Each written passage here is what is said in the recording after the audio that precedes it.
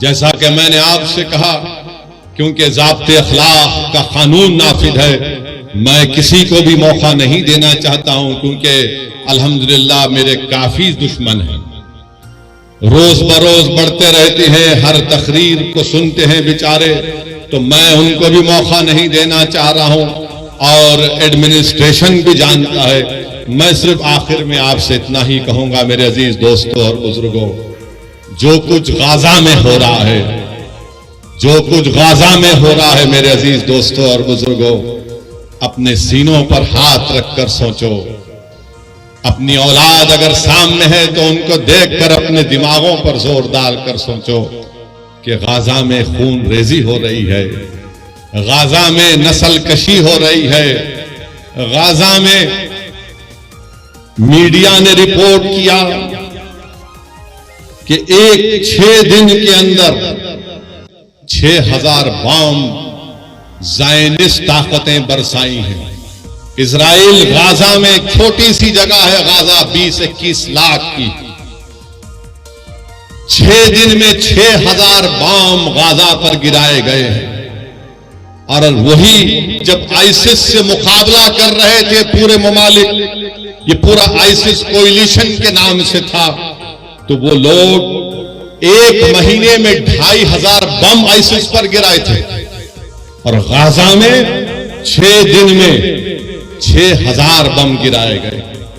आप अंदाजा लगाओ, अगर यहां पर कोई 10 मिनट तक सिर्फ पटाखे फोड़ना शुरू कर देगा तो आप 2-3 मिनट के बाद बोलेंगे कि भाई बड़ी बेचैनी हो रही है, बस करो। सोचो थोड़ी देर के लिए कि 6 दिन में 6000 बम ये जालिम इस्राएली हुकूमत गाजा पर बरसाती है। 6 दिन में 21 लाख की आबादी है, 10 लाख लोग बेघर हो चुके हैं, 10 लाख लोग बेघर हो चुके हैं। और वो जालिम हुकूमत कह रही है कि तुम अब नॉर्थ गाजा से साउथ गाजा की तरफ चले जाओ। लोग बसों में जा रहे थे तो कल बसों पर बम डाल दिया गया। आज मालूम हुआ, अखबारात और मीडिया कहता है कि गाजा में 1537 फलस्तीनियों की जानें चली गई, जिसमें 500 बच्चे थे, 275 खवातीन हैं, 6612 जख्मी हैं। ये सिर्फ 6 दिन की बात कर रहा हूं मैं आपसे।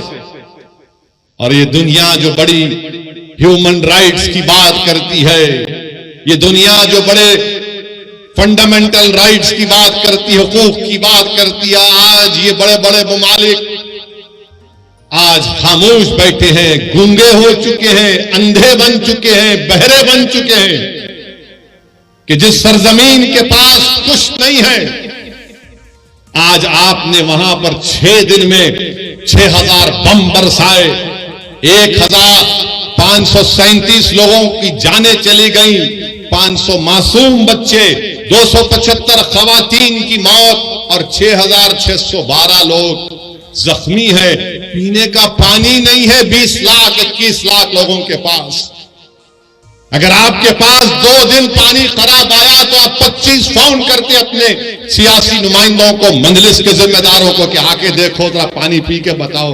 पीने को पानी नहीं है मेरे भाई, खाने को खाना नहीं है गाजा के लोगों के पास, अस्पताल में दवाएं खत्म हो चुकी हैं, ऑक्सीजन तो दूर की बात।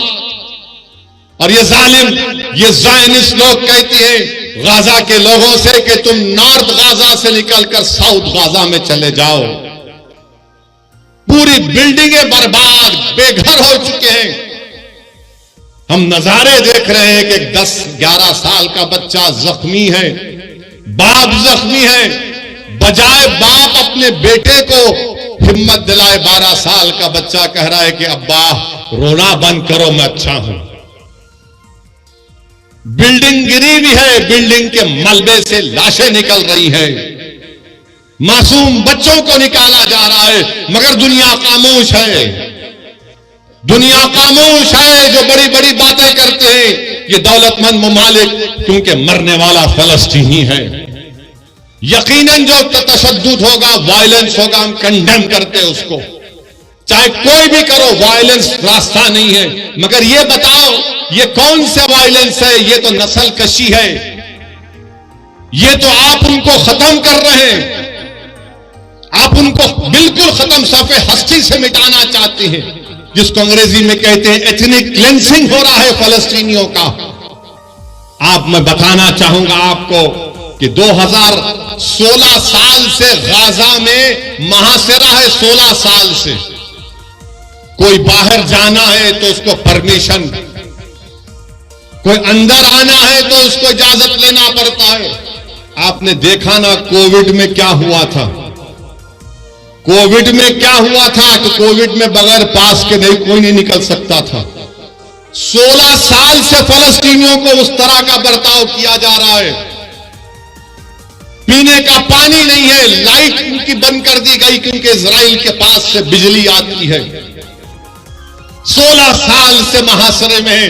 अरे समंदर है, मच्छी नहीं पकड़ने देते ये ज़ायनिस्ट लोग। और उस 21 लाख में 50% आबादी 18 साल की, 20 साल के नौजवानों की है। और आपको जानकर तकलीफ होगी कि 2008 से 6407 फलस्तीनियों को ज़ायनिस्ट लोग मार दिए, जिसमें से 18 साल के कम उम्र 1437 बच्चे थे। और अब इजराइल एक फास्फोरस चीज आती, उसका बम गिरा रहा है। यानी जब वो गिरता है तो बिल्डिंग को पिघला देता है, अगर जिस्म पर गिरता है तो चमड़ी से हड्डी को गला देता है।